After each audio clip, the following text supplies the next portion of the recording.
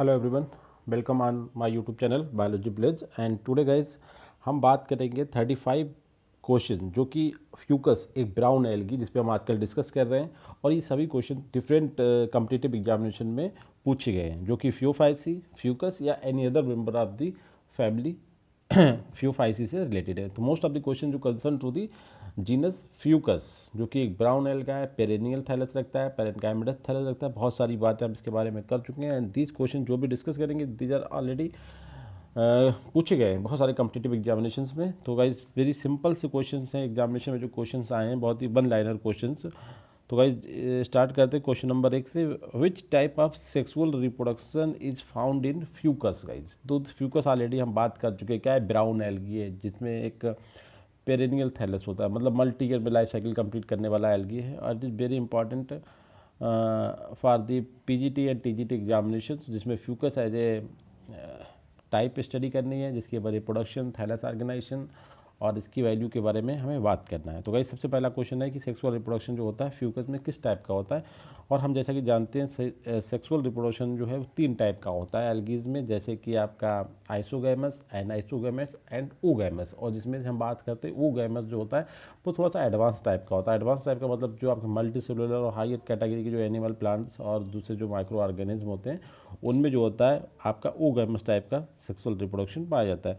तो जैसा कि हम देखते हैं Fucus ultimately something different from the algae, मतलब एल्गी तो है वो थोड़ा सा अलग है दूसरे एल्गी कैसे।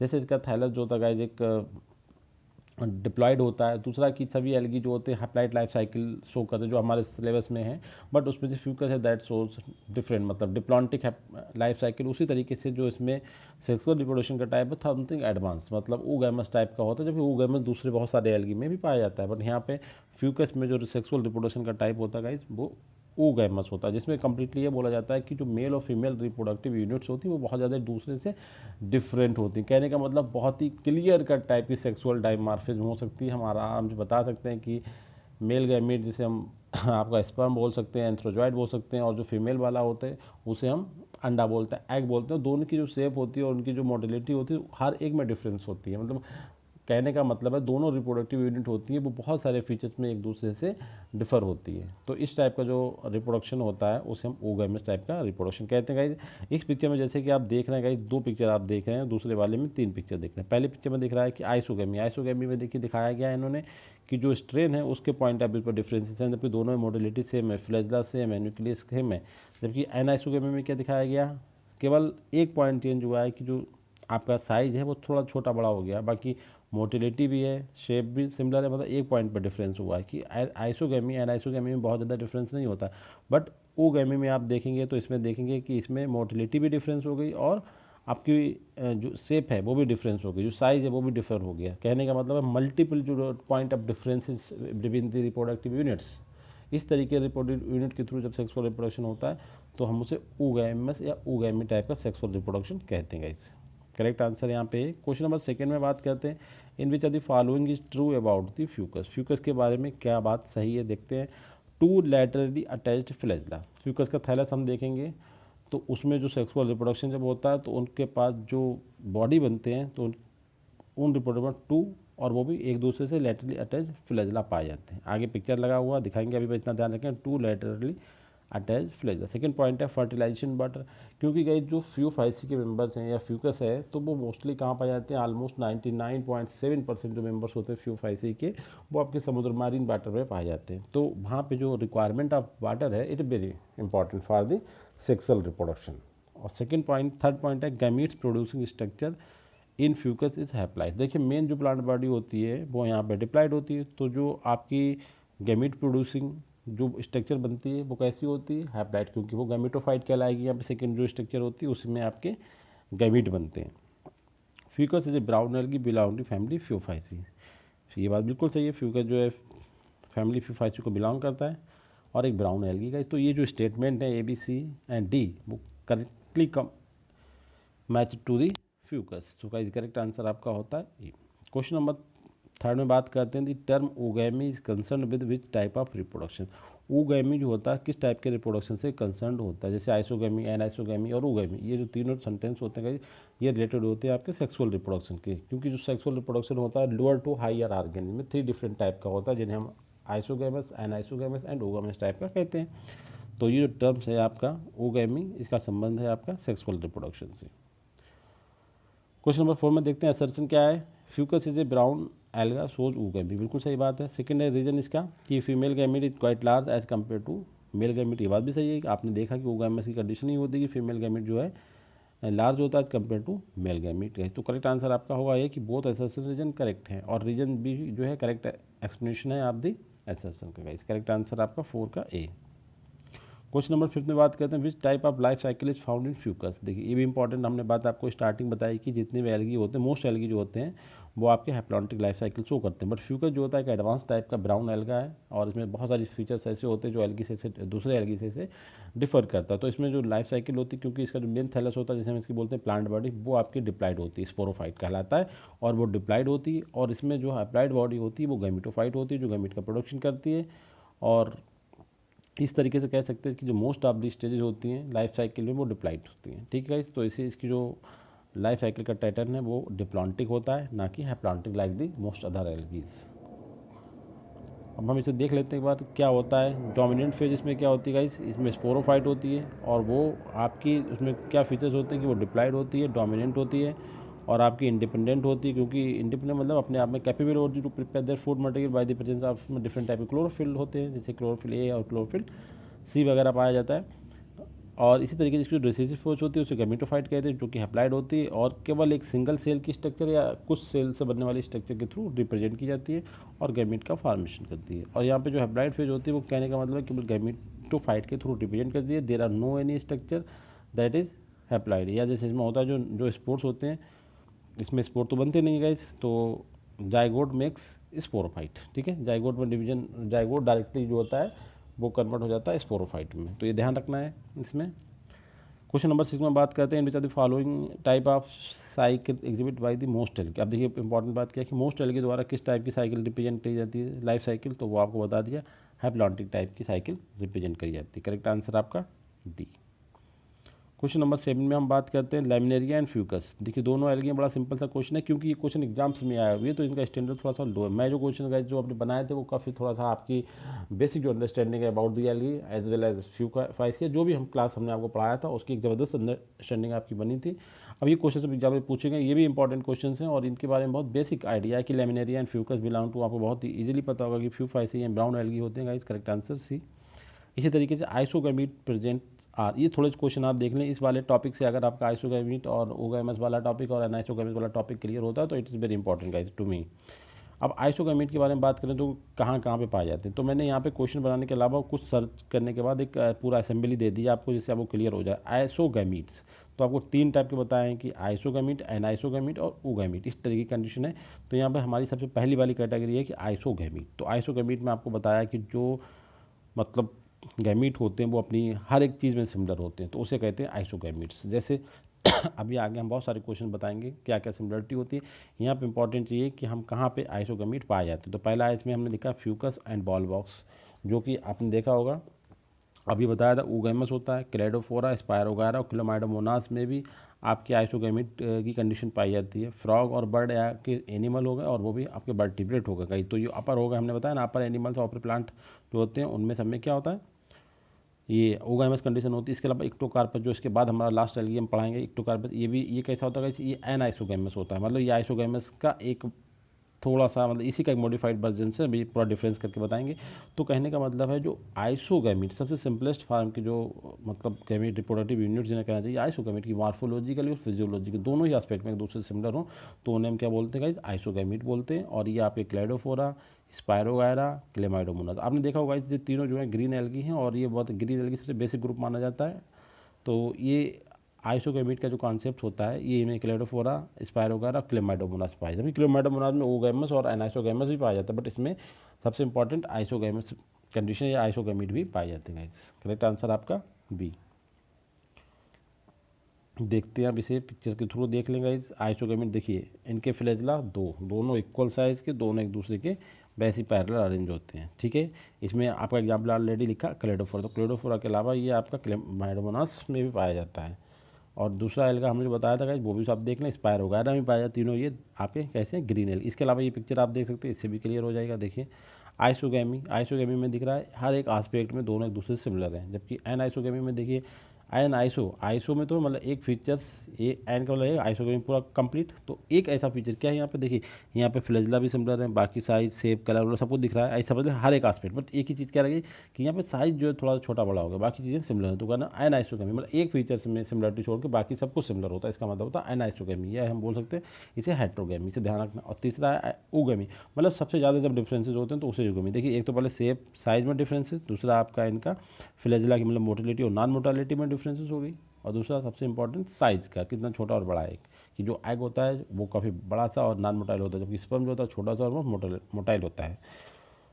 क्वेश्चन नंबर 9 में हम बात करते हैं the life cycle of Ectocarpus and Fucus respectively. देखो अभी बता चुके हैं, पहले भी बताया कि जो फ्यूकस है उसकी लाइफ साइकिल कैसी होती है, डिप्लॉन्टिक होती है। तो एक तो चीज़ हमारे पास क्लियर है, क्योंकि डिप्लॉन्टिक के बाद ये वाला हमारा आंसर हो सकता है, ये हो सकता है, तो हमारा आंसर ए और सी में से हो सकते हैं। अब दूसरा हमें बता एक्टोकार्पस हमारा भी एक ब्राउन एल्गी होती है, और जिसकी जो लाइफ साइकिल होती है उसमें थोड़ा सा टिपिकल टाइप का होता है। मतलब फोर्स फर्टिलाइजेशन चेंजेस की अगर हम बात करें या दूसरी एल्गी थोड़े डिफरेंसेस की बात करें, तो इसमें तो थोड़ी सी ये डिफरेंसेस होती है कि यहाँ की जो लाइफ साइकिल होती है गाइस वो आपकी हैप्लोडिप्लॉन्टिक होती है। ये इंपॉर्टेंट बात आप ध्यान रखना, हैप्लोडिप्लॉन्टिक कैसे करके होती है, जब ये पूरा एल्गी हम डिटेल में पढ़ाएंगे इसके बाद, तो उसमें बताएंगे कि हैप्लोडिप्लॉन्टिक लाइफ साइकिल कैसी होती है। बस सिंपल ध्यान रखना है कि हमारे सिलेबस में जो पीजीटी का सिलेबस 2 एल्गीज हैं, उसमें एक फ्यूकस और एक्टोकार्पस। जो फ्यूकस है वो सबसे ज़्यादा एडवांस हो गया, समझ सकते हो, तो उसमें डिप्लॉन्टिक लाइफ साइकिल होती है। और जबकि एक्टोकार्पस होता है दूसरे एल्गीज से सिमिलरिटी शो करता है, और फ्यूकस से भी सिमिलरिटी करता है। इसका मतलब क्या हुआ, तो इन दोनों की सिमिलरिटी मतलब मोस्टली कौन से होते हैं, हैप्लाइड लाइफ साइकिल शो करते हैं, एक्टोकार्पस करता है डिप्लॉइड। तो कह सकते हैं एक्टोकार्पस जस्ट इंटरमीडिएट, तो इसमें क्या होता है हैप्लोडिप्लॉन्टिक। इस तरीके से भी याद कर सकते हैं कि इसमें दोनों का इंटरमीडिएट पॉइंट होता है, तो इसे लाइफ साइकिल को कहते हैं हैप्लोडिप्लॉन्टिक लाइफ साइकिल। जबकि फ्यूकस एकदम एडवांस है, तो उसकी लाइफ साइकिल कैसी होती है, हायर प्लांट की तरह, हायर एनिमल की तरह डिप्लॉन्टिक लाइफ साइकिल होती है। करेक्ट आंसर आपका सी। क्वेश्चन नंबर 10 में हम बात करते हैं केल्प, लेविनेरिया या रॉक बीट, फिलॉन्स। Very important question guys. देखिए फ्यूकस को हम रॉक बीट भी बोलते हैं और इसके बहुत सारे नाम हमने आपको बताए हैं। सबसे इंपॉर्टेंट नाम इसका बताया सी ल्यूपाइन, ये भी आगे बताएंगे। और यहाँ पे ये रॉक बीट से कहा जाता है। रॉक बीट क्यों कहा जाता है, क्योंकि अपने होल्ड फास्ट के थ्रू जो मरीन वाटर में रॉक्स वगैरह होती है उनसे अटैच पाया जाता है, so it is known as rock beat. इसके अलावा जो केल्प होता है, जो लार्जेस्ट एल्गी होते हैं, जिन्हें लेविनेरियंस जो आर्डर है फ्यूफाइसी उसमें रखे गए हैं, फ्यूफाइटा को जो लेमिनेरियंस उसमें रखेगा उन्हें हम क्या बोलते हैं, कॉमनली केल्प बोलते हैं। तो ये क्या सब है, फ्यूकस भी आपका और केल्प, ये सब आपके ब्राउन एल्गी है। इस करेक्ट आंसर आपका होता है सी। क्वेश्चन नंबर 11 में बात करते हैं oogamous सेक्सुअल रिप्रोडक्शन। देखिए अब इसमें ये पूछा गया, पहले तो उन्होंने ये पूछा था होता कहाँ पे, अब इसमें पूछ रहा फिर से एग्जाम्पल की oogamous सेक्सुअल रिप्रोडक्शन। हम पहला तो आपको बता देंगे फ्यूकस में होता है। अब फ्यूकस यहाँ पे एग्जाम्पल नहीं है, डी आंसर है गाइस यहाँ पे। तो करे एक बात तो ये फ्यूकस में तो होता है, हमें क्लियर करना है कि बॉल बॉक्स में। स्पायरोगायरम हम ऑलरेडी देख चुके, क्लेमाइडोमोनास भी देख चुके कि इसमें नहीं होता है, और स्पायरोगायरम फिर से आ गया, तो इसमें तो करेक्ट आंसर ऐसे भी हो गया। ये बात हमें पता है कि oogamous जो होता है फ्यूकस का सबसे करेक्टरिस्टिक फीचर है oogamous टाइप का सेक्सुअल रिप्रोडक्शन।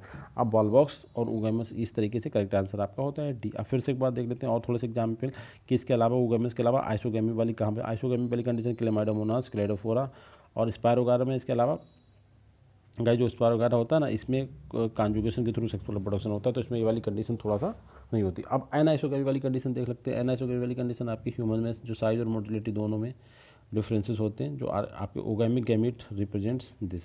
ठीक है, तो मतलब एनाइसोगेमी 2 पॉइंट, एक पॉइंट पे केवल डिफरेंस हो जाएंगे तो वो आपके ओगेमस वाले बन जाएंगे, बाकी एनाइसोगेमस देख सकते हैं। इसे लगाइए इस तरीके से फिर से एक बार कि आइसोगेमी हर एक एस्पेक्ट में सिमिलर होना चाहिए, केवल एक एस्पेक्ट में डिफरेंसेस हो जाएं तो एनाइसोगेमी, और आपके हर एक एस्पेक्ट में डिफरेंसेस हो जाएं, केवल एक एस्पेक्ट नहीं बल्कि साइज, मोटिलिटी, शेप, तब आपके हो जाएंगे oogamous या oogamous। ये फिर देखें डिफरेंट टाइप क्या लिखा है, एनाइसोगेमी ये वाले हो गए, oogamous ये वाले हो गए, एनाइसोगेमी ये वाले हो गए। ठीक है, देखिए इसमें आपके मोटिलिटी ख़त्म हो गई, इसमें एक मोटिलिटी है, एक मोटिलिटी नहीं है, और इसमें आपका मोटिलिटी भी है, केवल आपका साइज़ पे डिफरेंसेस हैं।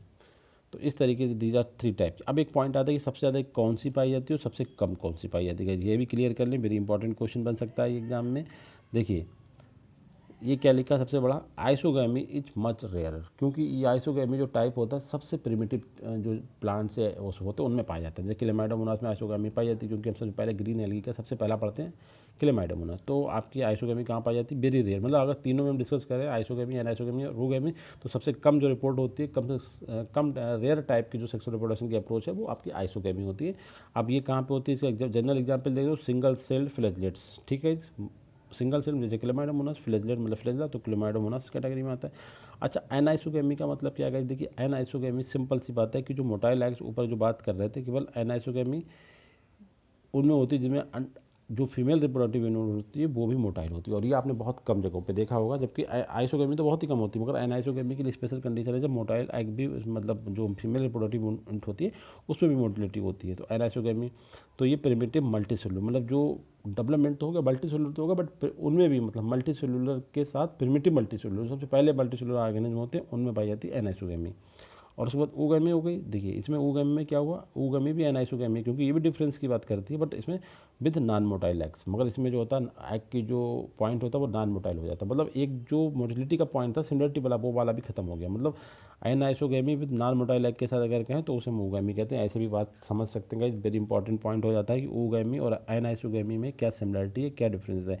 तो anisogamy with non motile eggs is known as oogamy. ये कहाँ पर होती है, all other multicellular plant, animal and fungi में इस तरीके का होता है। अब आता है नेक्स्ट पॉइंट, जाइगोटिक मियोसिस। आपने सुना काफ़ी इंपॉर्टेंट पॉइंट है, जाइगोटिक मियोसिस कहाँ पे होती है। तो जाइगोटिक मियोसिस के लिए सबसे इंपॉर्टेंट जो टर्म आता है वो आपके एल्गीज, एल्गीज मतलब थैरोफाइटा, ठीक है। तो इंपॉर्टेंट चीज़ है कि आपका करेक्ट आंसर होता है ए। अब देखते हैं जाइगोटिक मियोसिस का टर्म क्या है, इसमें पिक्चर भी मैंने इसमें दिखाई है जो पूरी तरीके से समझेंगे चीज़ों को, कि मोस्ट एल्गी जो होते हैं वो हैप्लॉन्टिक लाइफ साइकिल शो करते हैं, आपको बता चुके हैं पहले ही। और जाइगोट रिप्रेजेंट वहाँ पे करता है हैप्लॉन्टिक लाइफ साइकिल में, जाइगोट एक ऐसी स्ट्रक्चर होती है जो स्पोरोफाइट को रिप्रेजेंट करता है, और यही केवल डिप्लाइड होता है। फिर उसके बाद क्या होता है, वहाँ पे मियोसिस होती है, और जाइगोट में डायरेक्टली जो है स्पोर का फॉर्मेशन होता है। फिर उन स्पोर का जमीशन से आपका गैमेटोफाइट का फॉर्मेशन होता है, और गैमेटोफाइट जो होते हैं फिर एक डिप्लाइड जाइगोट के लिए गैमेट का फॉर्मेशन करते हैं, वो दोनों फ्यूज होकर डिप्लाइड जाइगोट बनते हैं। तो इस टाइप की जो लाइफ साइकिल होती है उसे हम हैप्लॉन्टिक लाइफ साइकिल कहते हैं। क्योंकि हमें इसमें बस ये बात ध्यान रखना है कि जाइगोट जो होता है वो only this structure that represent sporophyte, मतलब डिप्लाइड बॉडी को, क्योंकि स्पोरोफाइट जो रिप्रेजेंट करेगा कोई भी स्ट्रक्चर वो डिप्लाइड होगी, और गैमेटोफाइट को कोई भी स्ट्रक्चर रिप्रेजेंट करेगी वो हमेशा हैप्लाइड होगी। अब इसके बाद ये देखते हैं पिक्चर, इसमें देखिए जो पैटर्न होता है जाइगोटिक मियोसिस में क्या होता है। देखिए ये मेन आपका जो है वो मेन प्लांट बॉडी ये बनता है, जो भी है वो मेन स्ट्रक्चर ये है। उसमें क्या होता है, माइटोसिस के बाद गैमीट बनते हैं, और गैमीट दोनों फ्यूज होने के बाद मेल और फीमेल वो जाइगोट का फॉर्मेशन करते हैं। जाइगोट में मियोसिस होने के बाद क्या बनते हैं, वो डायरेक्टली काम स्टार्ट कर देता है मेन प्लांट बॉडी का, ठीक है। अब जबकि इसमें क्या होता है, गैमेटिक मियोसिस में गैमीट बनने के लिए मियोसिस होती है। देखिए ये आपका मेन जो है प्लांट स्ट्रक्चर है ये वाला। जैसे अभी हम पढ़ रहे थे फ्यूकस, तो मेन प्लांट बॉडी क्या है, डिप्लाइड है। उसमें क्या होता है, गैमेटोजेनेसिस होती है, और उन गैमीट आपस में क्या करते हैं, वो गैमेटेंजिया के अंदर मियोसिस रिडक्शन डिवीजन होता है और गैमीट का फॉर्मेशन होता है। और ये गैमीट जो होते हैं दोनों फ्यूज के फर्टिलाइजेशन करने का मतलब डिप्लाइड स्ट्रक्चर का फॉर्मेशन करते हैं जो स्पोरोफाइट होती है, और इसके बाद ये डायरेक्टली जो होता है वो थैलस में फॉर्मेशन कर देता है। तो इस तरीके की जो लाइफ साइकिल होती है तो उसे हम कहते हैं गैमेटिक मियोसिस का। और जो आपकी जाइगोटिक मियोसिस होती है ये केवल आपके सबसे प्रिमिटिव ऑर्गेनिज्म आपके थैलोफाइट्स, एल्गी और फंजाई में रिपोर्ट होती है गाइस। तो ये ध्यान रखना है आपको, जाइगोटिक मियोसिस में बहुत कम स्टेप होते हैं। फिर से एक बार देख लेते हैं कुछ और चीज़ें जाइगोटिक मियोसिस के बारे में। जाइगोटिक जब मियोसिस होती है तो वो हैप्लाइड मल्टीसेलुलर ऑर्गेनिज्म की बात करते हैं। तो हैप्लाइड मल्टीसेलुलर ऑर्गेनिज्म में मोस्टली आपके कौन आते हैं, ये एल्गी आते हैं। और इसमें क्या होता है, गैमीट जो होते हैं यहाँ पे माइटोसिस के थ्रू बनते हैं, और गैमीट फिर बनने के बाद क्या बनाते हैं, आपके जाइगोट बनाते हैं। ये सबसे इंपॉर्टेंट है, यहाँ पे गैमीट जो होते हैं माइटोसिस के थ्रू बनते हैं जब जाइगोटिक मियोसिस होती है, क्योंकि मियोसिस तो जाइगोट में हो गई। जबकि आपने देखा होगा रिप्रोडक्टिव यूनिट कैसे बनती है आपकी मियोसिस की, तो जब मियोसिस जब यहाँ पे जाइगोट में हो गई तो जब डायरेक्टली कन्वर्ट हो जाता है आपके स्ट्रक्चर में, मतलब मेन बॉडी में, तो जो गैमीट का फॉर्मेशन होगा वो माइटोसिस के थ्रू होगा। जैसे फिर से एक बात देखेंगे इसमें, देखिए मेन जो स्ट्रक्चर है वो आपकी ये जाइगोटिक मियोसिस में आपने देखा है ये वाली, और इसमें मियोसिस हुई और दो आपके बन गए। ये दोनों फ्यूज होने के बाद इन्होंने क्या किया, स्ट्रक्चर बना दिया, और ये फ्यूज होने के बाद दोनों फिर से जाइगोट का फॉर्मेशन कर देते हैं। तो इस तरीके की जो होती है मोस्ट फंजाई और सम प्रोटिस्ट। प्रोटिस्ट में आपके कौन आ गए, एल्गीज भी आ गए, और प्रोटिस्ट का पूरा जो हमने आपको बताया है प्रोटोजोआ, एल्गीज, ठीक है। और आपके सार्कोडाइन, ये सब जो स्ट्रक्चर होते हैं प्रोटिस्ट में आते हैं। तो इन सब में क्या होता है, आपकी जाइगोटिक मेयोसिस होती है। तो सिंपल ध्यान रखें कि फंजाई एंड प्रोटिस्ट, तो प्रोटिस्ट में एल्गी भी आ गए और दूसरे भी आ गए इसमें। तो एल्गी सम प्रोटिस्ट मतलब जितने ग्रुप हैं 5-7 लोग प्रोटिस्टा में रखे गए हैं। तो प्रोटिस्ट में सम प्रोटिस्ट का मतलब स्पेशली एल्गी तो आप ले आए। तो most algae fungi and algae में कैसी मेयोसिस होती है, जाइगोटिक मेयोसिस होती है। क्वेश्चन नंबर 30 में बात करते हैं, fertilization can not occur in absence of surface water. बड़ा अच्छा क्वेश्चन है। देखिए इसमें टेक्निकल बात क्या है, fertilization absence of water. Water के लिए आपने सुना होगा, जैसे हम टेरोफाइट को बोलते हैं वाटर स्नेक, ठीक है। इस तरीके ब्रायोफाइट के लिए वाटर बहुत इंपॉर्टेंट है, क्योंकि वो एम्फीबियन हैं, क्योंकि उनकी लाइफ साइकिल के में बिना वाटर के पूरी नहीं हो सकती। इसी तरीके से आप एल्गी चले जाएँ तो उसमें तो वाटर और ज़्यादा इंपॉर्टेंट हो जाता है। तो कहने का मतलब है जैसे जैसे हम ऊपर की लाइफ फॉर्म में आते हैं, जैसे एल्गी, ब्रायोफाइट, टेरोफाइट, इन 3 ग्रुप में आपको water is very important. Specially किस लिए, रिप्रोडक्शन में जब फ्यूजन होता है उस समय वाटर की रिक्वायर्ड होती है। जैसे जैसे हम और अपर में आएंगे, जिम्नोस्पर्म में आ जाएंगे और एंजियोस्पर्म में आ जाएंगे, वाटर की इंपॉर्टेंस खत्म हो जाएगी। तो सिंपल सी बात यह है कि fertilization can not occur in absence of surface water. तो आप समझ सकते हैं इसमें शुरू के 3 ग्रुप, आप एल्गी, ब्रायोफाइट और आपके टेरोफाइट तक वाटर की इंपॉर्टेंस रहती है। इन तीनों को वाटर, इनके नाम भी वाटर के प्रेजेंस की वजह से ही दिया गया। जैसे एम्फीबिया कहते हैं ब्रायोफाइट, क्योंकि उसकी लाइफ 2 जगह पे अडाप्टेड होते हैं टू लिव, जैसे वाटर में और टेस्टिलेंट। इस तरीके से वो टेरोफाइट होते हैं, हम वाटर स्नेक बोलते हैं। क्यों बोलते हैं, क्योंकि उनकी रिप्रोडक्शन के लिए वाटर की जरूरत होती है। अब सबसे पहले जो आते हैं एल्गी। तो गाइस इनकी तो ओरिजिन ऑफ लाइफ की बात करें तो स्टार्टिंग साइनोबैक्टीरिया के बाद हम एल्गी की बात करते हैं, तो they are already originated in the water. तो यहाँ पे वाटर ज़्यादा इसकी इंपॉर्टेंस है। तो कहने का मतलब अगर सरफेस वाटर नहीं होगा तो यहाँ पे फर्टिलाइजेशन ही नहीं होगा, मतलब रिप्रोडक्शन ही नहीं हो पाएगा। तो इससे आप ये देखें कि कौन सा ऐसा ऑर्गेनिज्म है जिसमें इन 3 ग्रुप से अलावा हो, जैसे ब्रायोफाइट, आपका टेरोफाइट्स और एल्गी से बाहर का कोई अगर ऑर्गेनिज्म है तो उसमें वाटर की कोई ज़रूरत नहीं। अगर इनका ऑर्गेनिज्म है तो उसमें वाटर की ज़रूरत होगी। तो गाइस देखिए, फ्यूकस एल्गी हो गया, फ्यूनेरिया आपका क्या हो गया, ब्रायोफाइट हो गया, मार्सिलिया क्या होगा, टेरोफाइट हो गया। तो हमने बताया तीनों के लिए, इन तीनों के नेमिंग, इन तीनों की स्ट्रक्चर, ये पूरा कुछ डिपेंड कर रहा है वाटर पे। तो यहाँ पे करेक्ट आंसर क्या हो जाएगा, डी, क्योंकि इन तीनों ग्रुप में वाटर बहुत ही ज़्यादा इंपॉर्टेंट है। और इंपॉर्टेंट है कहाँ पे, वो रिप्रोडक्शन में गाइस। और इस तरीके की जो इनमें फर्टिलाइजेशन कैसा होगा, वाटर में होगा तो कैसा कहलाएगा, एक्सटर्नल कहलाएगा। अब हम बात करते हैं क्वेश्चन नंबर 14 में कि in which are the following group all the organism contain chlorophyll C. अब एक बहुत इंपॉर्टेंट बात है, जैसे हम बात करते हैं कि क्लोरोफिल ए तो सभी एल्गी में पाया जाता है, क्लोरोफिल डी और क्लोरोफिल बी उन जगहों पे आते हैं जहाँ पे क्लोरोफिल सी एब्सेंट हो जाता है।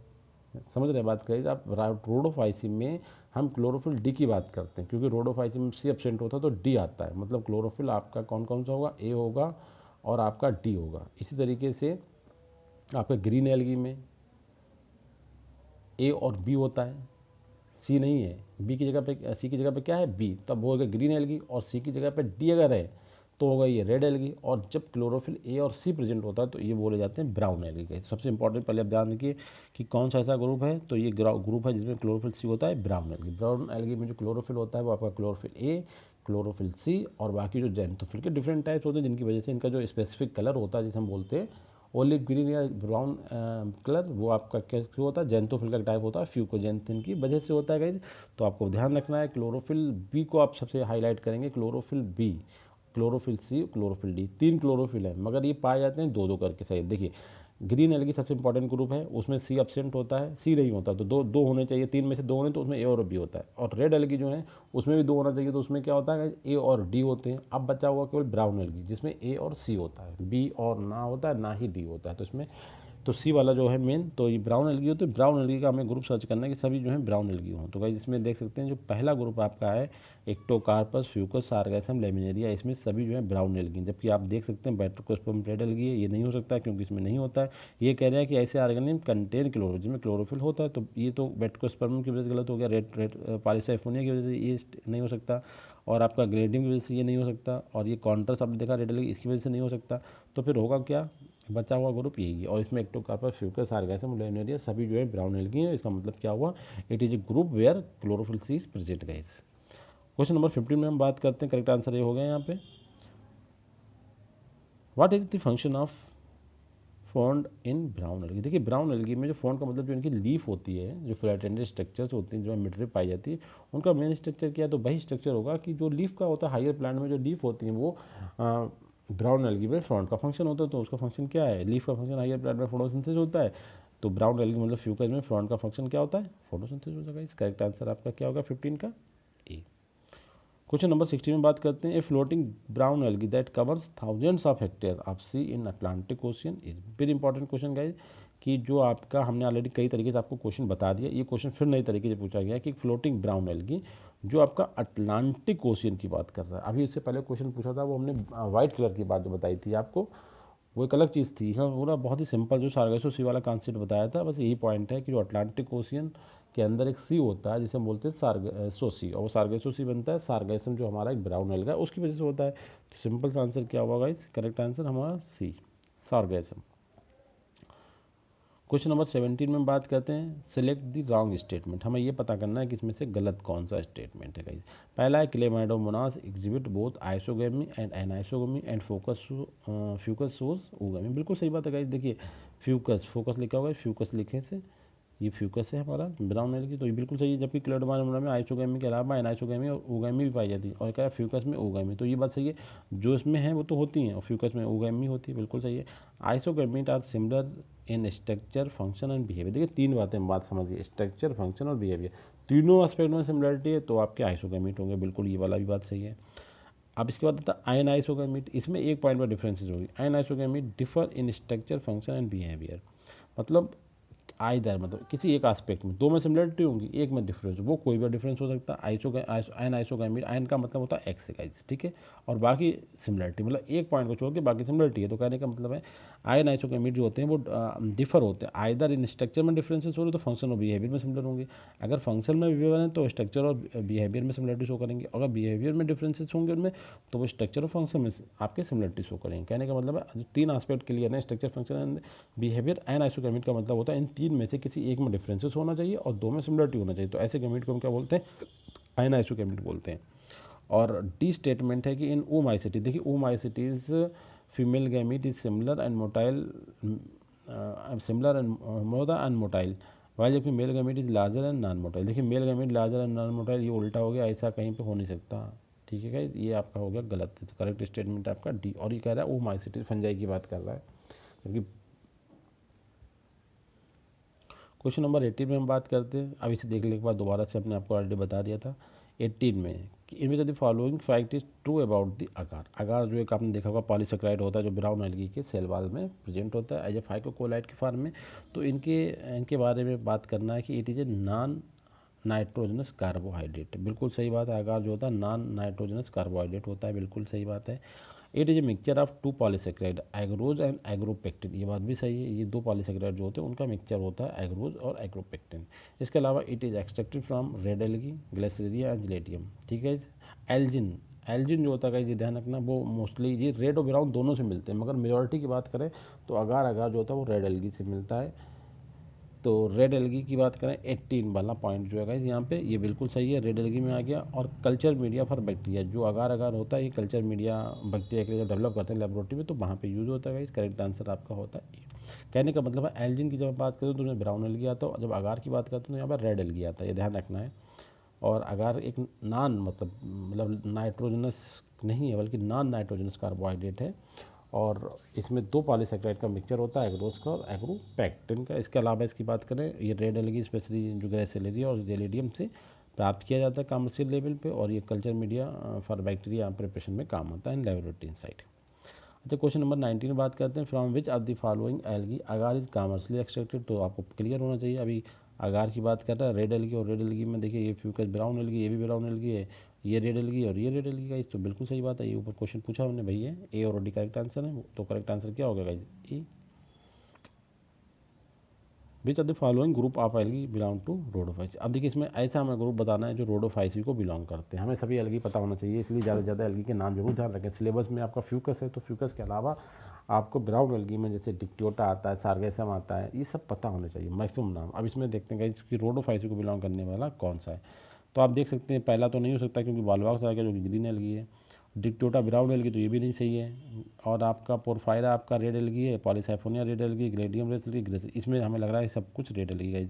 इसमें देख लें हमें सार्गेसम ब्राउन है तो ये भी नहीं हो सकता, ये कह रहा है रेड एल्गी का ग्रुप कौन सा है, तो करेक्ट आंसर है सी, इसमें जितने भी हैं वो सब रेड एल्गी हैं गाइज। जी पीपीएस के ध्यान रखा जाता है, जीपी करके, Gracilaria Gelidium Porphyra Polysiphonia. Choose the correct statement. Correct statement देखते हैं कौन सा है आपका 11th में या 21 में। Algae show embryo stage. देखिए एल्गी में आपने देखा कभी एम्ब्रियो स्टेज दिखी नहीं होगी, जाइगोट के बाद डायरेक्ट स्पोरोफाइट का फॉर्मेशन हो जाता है। तो करेक्ट स्टेटमेंट तो आपका ये तो गलत हो गया, ऐसा होती नहीं है। Algae show only haplontic life cycle. Only haplontic तो नहीं करते, हाँ मोस्ट ऑफ दी करते हैं हैप्लॉन्टिक, तो ये भी गलत हो गया। ऐसे नहीं कह सकते कि ओनली हैप्लॉन्टिक में, अभी फ्यूकस में देख रहे हैं आप डिप्लॉन्टिक शो करता है, तो एल्गी कैसे कह सकते हैं हम कि सभी हैप्लॉन्टिक लाइफ साइकिल शो करते हैं, ये भी गलत हो गया। Algae are plant that possess cell wall, chlorophyll and starch. ये सही है, देखिए तीनों पॉइंट सही है कि इसमें मेजॉरिटी में सेल वॉल का बना होता है, क्लोरोफिल ये तो होना ही है, और स्टार्च फूड जो होता है वो फूड मटेरियल स्टार्च होता है। और D all of the. All of the अभी तो हो नहीं सकता, तो करेक्ट आंसर क्या है? क्वेश्चन नंबर 21 में देखते हैं, read the following statement A to E and answer the question which follow them. देखिए सबको पढ़ते हैं, कौन कौन सा सही है कौन गलत है ये बताना है हमें। लिवर बर्ड जो होते हैं, मतलब जो एक आपने देखा ब्रायोफाइट के दो ग्रुप होते हैं, एक लिवर बर्ड होता है और मांस होता है, ध्यान रखना है आपको। And fern gametophyte are free living, मतलब ये कह रहा है कि इन liverworts mosses and fern में जो गैमेटोफाइट होता है वो फ्री लिविंग होता है, मतलब वो इतना कैपेबल होता है कि फूड मटेरियल खुद बना लेता है, इसलिए कहेंगे फ्री लिविंग होता है। हमें ये बताना, पहले स्टेटमेंट सुन लीजिएगा। इस जो ब्रायोफाइट में जो गैमेटोफाइट होता है वो फ्री लिविंग होता है, और फर्न जो है टेरोफाइट होती है उसमें भी फ्री लिविंग होता है। ये बात स्टेटमेंट है गाइस। दूसरा स्टेटमेंट है gymnosperms and some ferns are heterosporous. ये पॉइंट सही हो सकता है। देखिए जिम्नोस्पर्म तो हेट्रोस्पोरस होता है, फर्न ट्रोडोफाइट्स हैं, तो आपने देखा होगा कि उसमें जो ट्रोडोफाइट होता है उसमें होमो हेट्रो दोनों से, तो ये वाला पॉइंट तो हो सकता है कि सही हो। तीसरा पॉइंट है sexual reproduction in Fucus Volvox and Albugo oogamous. ये वाला बात भी सही है, क्योंकि फ्यूकस का हमें खूब पता है कि यूगोमेस होता है, बॉलवॉक्स का भी हमने बता चुके कई बार आपको कि यूगोमेस होता है, ये भी सही हो सकता है। स्पोरोफाइट इन लिवर बर्ड, अब ये पॉइंट देखना है क्योंकि हमने ब्रायोफाइट स्टडी नहीं करा है कि sporophyte in liverwort is more elaborate than in mosses. देखिए दोनों ग्रुप आपके ब्रायोफाइट्स हैं, ठीक है, लिवर बर्ड भी ब्रायोफाइट है और आपका मॉसिस भी ब्रायोफाइट्स है। तो पॉइंट ये है कि यहाँ पे मॉस जो होता है ज़्यादा आपका डेवलप होता है और लिवर बर्ड सेकेंड आता है। रियल में है क्या, मास एंड लिवर बर्ड, मतलब मास प्रिमिटिव है और लिवर बर्ड डेवलप्ड है। जबकि इसमें क्या कह रहा है, स्पोरोफाइट जो लिवर बर्ड में मोर एलेबोरेट हो सकता है देन मास, तो ये तो हो नहीं सकता, क्योंकि लिवर बर्ड के दो ग्रुप होते हैं, उनमें पहले आपके आते हैं मॉसिस, ठीक है, उसके बाद आता है लिवर बर्ड। तो लिवर बर्ड का जो आपका स्पोरोफाइट होगा वो मास के कंपेयर में ज़्यादा एलेबोरेट नहीं हो सकता। तो सिंपल सी बात है कि जो लिवर बर्ड का स्पोर वो होगा आपका स्पोरोफाइट वो ज़्यादा डेवलप होगा एज़ कम्पेयर टू मास, जबकि उसमें क्या कह रहा है, sporophyte in liverwort is more elaborate than that of the moss. ये स्टेटमेंट गलत है guys. Both Pinus and Marchantia are dioecious, ये वाला स्टेटमेंट भी सही है गाइज। तो देखो ये मैं बताना चाहता हूँ आपको, स्टेटमेंट सेकेंड, स्टेटमेंट थर्ड और स्टेटमेंट फिफ्थ जो है वो करेक्ट हैं गाइज। तो इसमें जो तीन स्टेटमेंट हुए वो करेक्ट हैं और तीन का आंसर है D.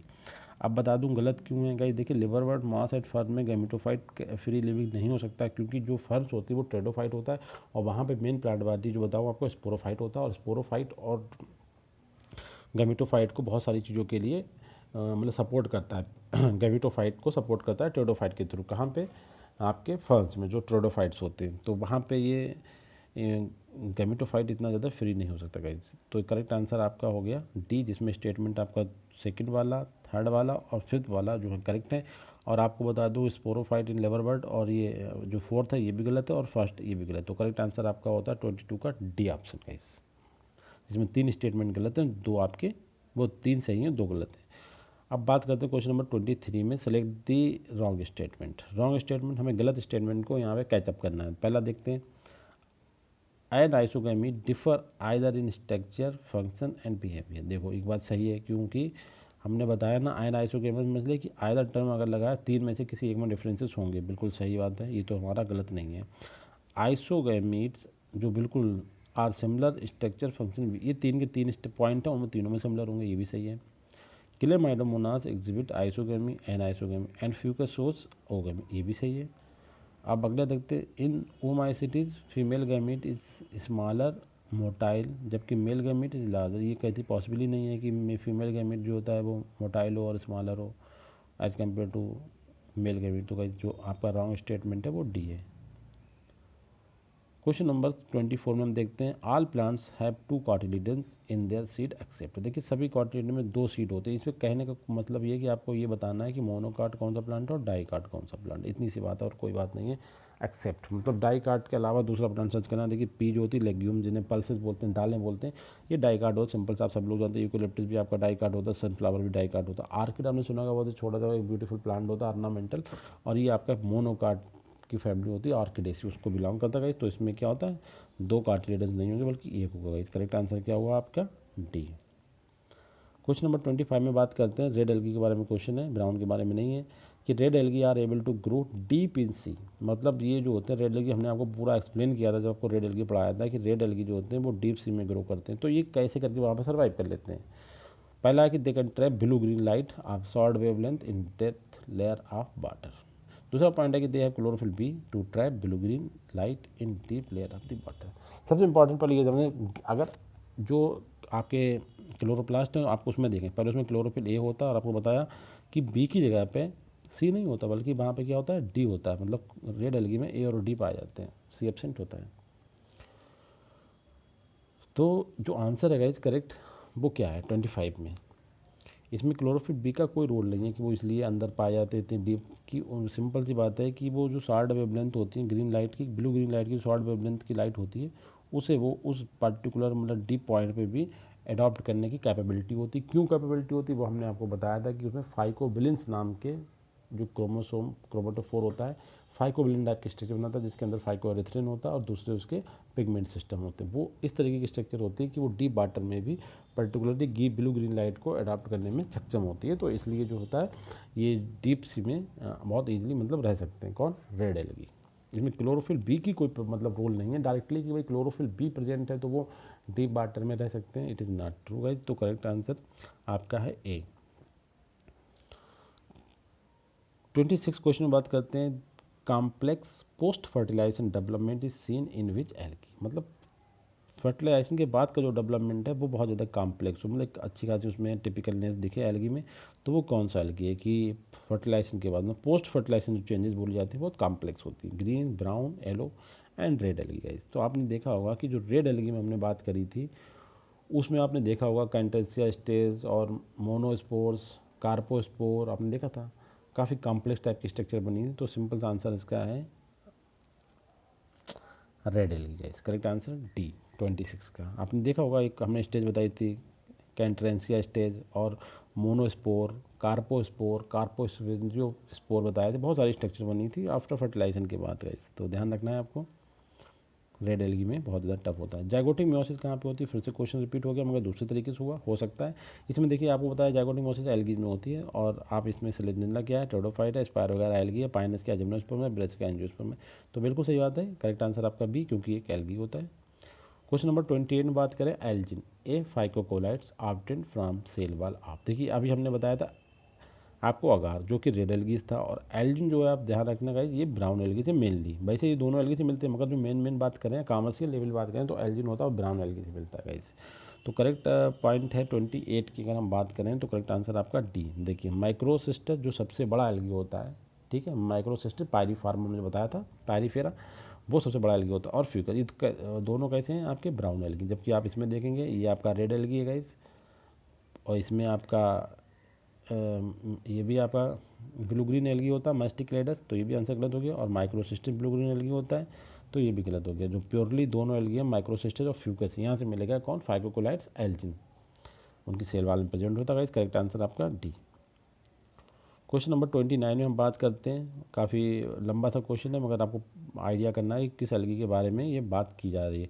Diploid sporophyte is represented by a independent photosynthetic vascular plant body. देखिए वैस्कुलर प्लांट बॉडी कहने का मतलब है कि वैस्कुलर से मतलब ये हो गया कि इसका आंसर एल्गी नहीं हो सकता, फंजाई नहीं हो सकता और इसका आंसर ब्रायोफाइट भी नहीं हो सकता। ये क्योंकि ये तीनों जो है नॉन वैस्कुलर प्लांट है, पहले तो ये ध्यान रखें।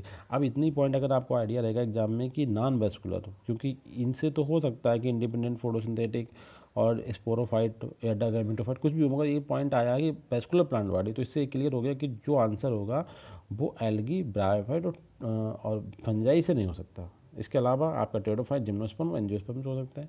तो यहाँ से हम बिल्कुल ऐसे सिंगल एक टर्म में आंसर निकाल सकते हैं। इस पॉइंट से अगर हमें इतनी बात अपने माइंड में बैठा लें कि जो वैस्कुलर प्लांट हैं, पहले वैस्कुलर प्लांट टेरोफाइट्स हैं। इस प्लेनेट पे, इस हमारी अर्थ पे सबसे पहले जो वैस्कुलर डेवलपमेंट हुआ, जाइलम फ्लोएम का डेवलपमेंट जिन प्लांट के अंदर हुआ है वो टेरोफाइट्स हैं गाइस।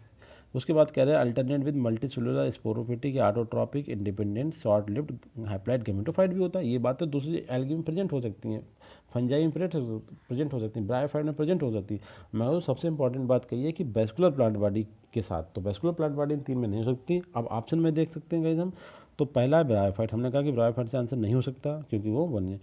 एल्गी में आंसर नहीं हो सकता। सीड प्लांट, जिम्नोस्पर्म, टेरोफाइट, ये आंसर हो सकता है इसमें। क्यों क्यों हो सकता है? क्योंकि इसमें कंडीशन ये है कि इसमें वैस्कुलर प्लांट बॉडी होती है, मगर आंसर जो है गाइस वो आपका है बी, टेरोफाइट वाला। तो बी क्यों है फिर, ये इंपॉर्टेंट है। अब ये इसलिए है गाइस क्योंकि इसमें जो बात करी गई कि diploid sporophyte represented by a independent photosynthetic vascular plant body alternate with multicellular saprophytic और autotrophic independent but short lived haploid gametophyte है। तो हैप्लाइड गैमेटोफाइट और सैप्रोफिटिक नेचर जो होती है वो आपके एंजियोस्पर्म में नहीं पाई जाती, ये टेरोफाइट में ही पाई जाती है। तो इसलिए जो आंसर हो जाता है वो टेरोफाइट हो जाता है। पहला वाले तो आंसर आपके दोनों निकल रहे हैं, टेरोफाइट भी निकल रहा है, जिम्नोस्पर्म भी निकल रहा है, मतलब सीड प्लांट। वो चाहे जिम्नो हो सकता है, वो एंजियो भी हो सकता है। मगर आगे की जो डिस्क्रिप्शन है कि अल्टरनेट करता है मल्टीसेलुलर सैप्रोफिटिक कंडीशन के थ्रू और independent but short lived haploid gametophyte. Short lived ना होती है इन तीनों दोनों प्लांट में, ठीक है। शॉर्ट लिव्ड केवल जो होती है गैमेटोफाइट वो टेरोफाइट में होता है। तो यहाँ से आंसर हो गया आपका बी करेक्ट आंसर का। तो ध्यान रखना है, वेरी इंपॉर्टेंट क्वेश्चन है।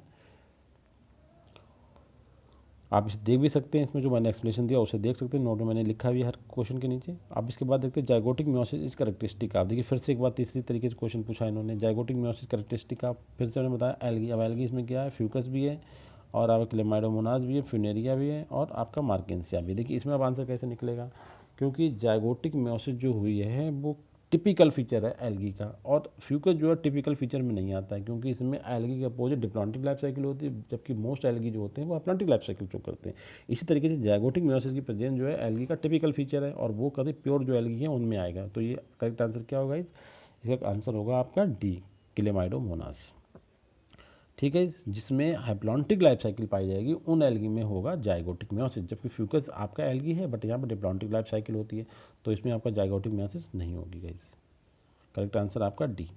क्वेश्चन नंबर 31 में बात करते हैं, which is the characteristic branching pattern of Dictyota thallus. देखो सिंपल से मैंने पिक्चर लगाया, पहले इस पिक्चर को देख लो, ये डिक्टियोटा है जो कि ब्राउन एल्गी होता है गाइस, ठीक है।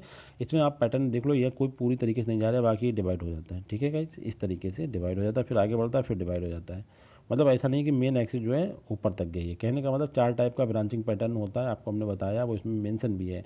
कौन कौन सा होता है, मोनोपोडियल होता है, और आपको डिक्टोमस होता है, डाइकोटोमस, और आपका एक्सकरेंट होता है, और डेलिक्वेसेंट होता है। इन सब की जो मेन पॉइंट है वो हमने आगे डिस्क्राइब में दिया है कि जो मोनोपोडियल ब्रांचिंग होती है गाइस, उसमें क्या होता है, जो ओनली सेंट्रल एक्सिस जो होती है वो बिल्कुल टर्मिनल पॉइंट तक जाती है, जबकि इसमें टर्मिनल पॉइंट तक हमने बताया नहीं जा रही है, क्योंकि यहाँ जाने के बाद पहले डिवाइड हो जा रही है 2 पार्ट में। उसके बाद डाइकोटोमस में होता है terminal bud develop as equal branches, axillary bud, axillary मतलब बिल्कुल टॉप तक जाएगी, ठीक है guys. Axillary bud, terminal bud develops होती हैं एज इक्वल ब्रांचेस, ठीक है। तो ये वाला आपका जो ब्रांचिंग है आपके डिक्टोटा जो कि ब्राउन एल्गी होता है, इसमें आपकी डाइकोटोमस ब्रांचिंग होती है। आप देख लेते हैं एक्स करंट जो होती है, इसमें मेन ट्रैंक जो होता है वो इंटायर हाइट तक जाता है, इसमें ये भी कंडीशन इसमें फॉलोअप नहीं हो रही है। और डेलिकेसेंट में क्या होता है, well defined central axis grow continuously to make a crown, वो बिल्कुल टॉप पे जाके क्राउन का फॉर्मेशन करती है, जबकि यहाँ पे क्राउन नहीं बन रही है, यहाँ पे तो हर कोई पहले डिवाइड हो जा रहा है गाइस। तो करेक्ट आंसर आ है डाइकोटोमस वाली ब्रांचिंग किसमें पाई जाती है, डिक्टोटा में। और आपका फ्यूकस में कौन सी पाई जाती है, मोनोपोडियल पाई जाती है, हमने आपको पहले ही बता रखा है। क्वेश्चन नंबर 32 में फिर से एक बार बात करते हैं, वही पॉइंट आ गया मगर थोड़ा डिफरेंट तरीके से, कि isogamous condition with non flagellated gamete. मतलब आइसोगैमस, देखिए पहले हमने क्या बताया था, आइसोगैमस में 3 कंडीशन, कि उनकी जो मोटिलिटी, उनकी शेप और उनकी स्ट्रक्चर तीनों एस्पेक्ट में सिमिलरिटी हो तब उसे कहते हैं आइसोगैमेट। मगर इन्होंने ऑलरेडी बोला है कि आइसोगैमस कंडीशन तो है मगर non motility, non flagellated gametes होते हैं। तो ये कंडीशन कहाँ पाई जाती है, देखो इसमें क्लेमाइडोमोनास में तो आपने देखा होगा भैया, इसमें तो नहीं पाई, दोनों फ्लैजा क्लियर होते हैं। अभी आपको पता होगा फ्यूकस में भी फ्लैजा होते हैं, तब यहाँ भी नहीं पाई जाएगी। अब बचा आपके पास बॉल बॉक्स, ठीक है, और बचा स्पायरोकार।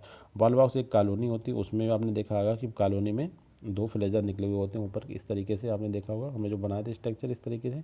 तो ये भी आंसर नहीं। अब आंसर क्या बचाएगा, ये एक करेक्ट आंसर बच रहा है आपका 32 का सी। तो बस यही आंसर है आपका करेक्ट आंसर। इसमें होता है isogamous condition with non flagellated gametes. बहुत ही important question guys.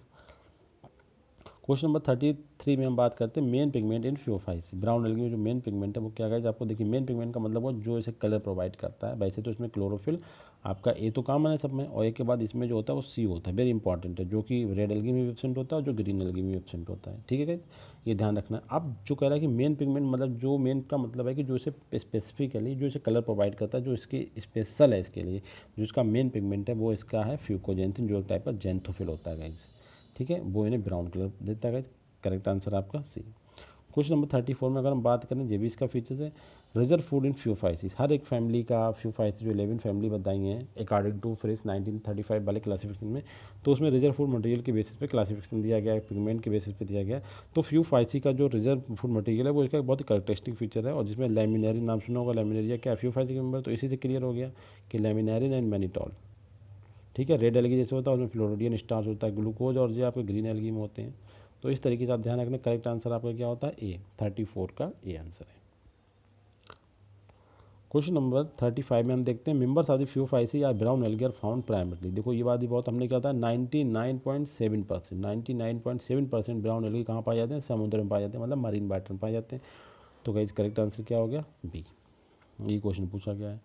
Members of the class Phaeophyceae यार, अब इसमें से ये बता करना फ्यूफाइसी का मेंबर कौन से हैं, ये आपको आइडिया होना चाहिए। आपका सिलेबस में फ्यूकस है, एक्टोकार्पस है, और यहाँ पे जबकि आंसर में एक्टोकार्पस तो है क्वेश्चन है, मगर दूसरा नहीं है, हमें पता डिक्टो और यूलोथ्रिक्स। यूलोथ्रिक्स आपके सिलेबस में आपको पता है ये कैसा है, ग्रीन एल्गी गाइस। तो इसी तरीके से क्लियर हो गया आपका करेक्ट आंसर क्या होगा, डिक्टोटा और एक्टोकार्पस दोनों। आपको डिक्टोटा पता होना चाहिए कि ये भी फ्यूफाइसी का ही मेंबर है गाइस। करेक्ट आंसर तो क्या होगा, डी। तो इसमें तरीका होता है आंसर निकालने का, हमें पता चला सिलेबस में ही मेंशन है आपका एक्टोकार्पस और यूलोथ्रिक्स पढ़ना है टोटल। ये यूलोथ्रिक्स आपको ग्रीन एल्गी ऑलरेडी हम बता चुके हैं, एक्टोकार्पस अभी आपको हमने पढ़ाया नहीं है, डिक्टोटा सिलेबस में नहीं है, मगर हमने तो बहुत सारे क्वेश्चंस आपको ऑलरेडी करा रखे हैं, सार्गेसम पे भी करा दिए, डिक्टोटा पे भी करा दिए हैं। अब बात आती है कि फिर आंसर क्या होगा, तो ये एक आपकी स्टडी होनी चाहिए कि आपको कुछ मेंबर्स बहुत सारे ध्यान रखने हैं, हर एक फैमिली से बहुत सारे जो कॉमन मेंबर्स हैं जिन पर नॉर्मली क्वेश्चन एग्जाम में पूछ जाते हैं, उनके नाम जरूर ध्यान होने चाहिए। तो डिक्टोटा और एक्टोकार्पस दोनों ही आपके कैसे फ्यूफाइसी ब्राउन एल्गी के मेंबर हैं। करेक्ट आंसर आपका होता है डी। क्वेश्चन नंबर 37 बात करते हैं कि सेलेक्ट करेक्टली मैच्ड वन। अब इसमें करेक्टली कौन है, फ्यूफाइसी में मैनिटाल होता है, बिल्कुल सही बात है गाइस। रोडोफाइसी डिक्टोटा में नहीं होता, तो जो ब्राउन एल्गी है क्लोरोफाइसी में नॉन मोटाइल गमीट होते हैं, ये कैसे हो सकता है, पॉसिबल ही नहीं है गाइस। क्लोरो नॉन मोटाइल कैसे होते हैं, और रोडोफाइसी में ई फाइकोरेथ्रिन होता है, तो ये वाली बात भी सही हो सकती है। अब इसमें आंसर जो दिए हैं वो इस तरीके से कह रहा है कि सही कौन कौन से, मतलब कौन कौन सही मैच है। पहला तो सही मैच है, ये तो क्लियर है, और आपका चौथा सही मैच है, पहला और चौथा सही मैच है, तो करेक्ट आंसर आपका डी हो गया। जबकि डिक्टोटा रोडोफाइसी नहीं है, और क्लोरोफाइसी में सभी नॉन मोटाइल गैमेट कैसे होते हैं, उसमें मोटालिटी भी होती है, तो करेक्ट आंसर केवल सही है वो आपका पहला और चौथा है।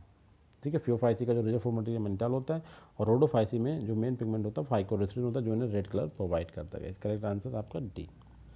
अब लास्ट क्वेश्चन देता हैं 38 इस सेक्शन का सबसे लास्ट क्वेश्चन है कि इन Phaeophyceae थाइलाक्वाइड्स are found in group है। ये इंपॉर्टेंट क्वेश्चन है, और ये क्वेश्चन कहाँ से आता है, ये सेकेंडरी इंडोसिम्बायोसिस की घटना होती है जो आपके डायटम्स में पाई जाती है और आपके पाई जाती है ब्राउन एल्गी में। इसका रिजल्ट आपको देखने को मिलेगा, जैसे डायटम्स आपके प्लांट्स होते हैं, प्रोटिस्टा होते हैं, जबकि उसमें यूरिया साइकिल पाई जाती है। It is a result of secondary endosymbiosis, जिसमें एक यूकैरियोट दूसरे यूकैरियोटिक ऑर्गेनिज्म को इनगल्फ कर लेता है, कहने का मतलब उसमें कुछ कैरेक्टर्स को अडॉप्ट कर लेता है। इसी तरीके से यहाँ पे जो क्लोरोप्लास्ट होता है उसके ऊपर 4 मेम्ब्रेन्स की कवरिंग पाई जाती है। तो it is a character of जो आपका सेकेंडरी इंडोसिम्बायोसिस होता है उसके बाद डेवलपमेंट हो। इसी तरीके से जो थाइलाक्वाइड्स होते हैं वो 3 के एक स्टेक्स में पाए जाते हैं, कहने का मतलब फ्यूफाइसी में thylakoids are found in groups as, तो 3 के ग्रुप में होते हैं, ये ध्यान रखना। ये भी करेक्टर वैसे ही है, करेक्ट आंसर आपका होता है ए। तो it is very important question guys, thank you very much.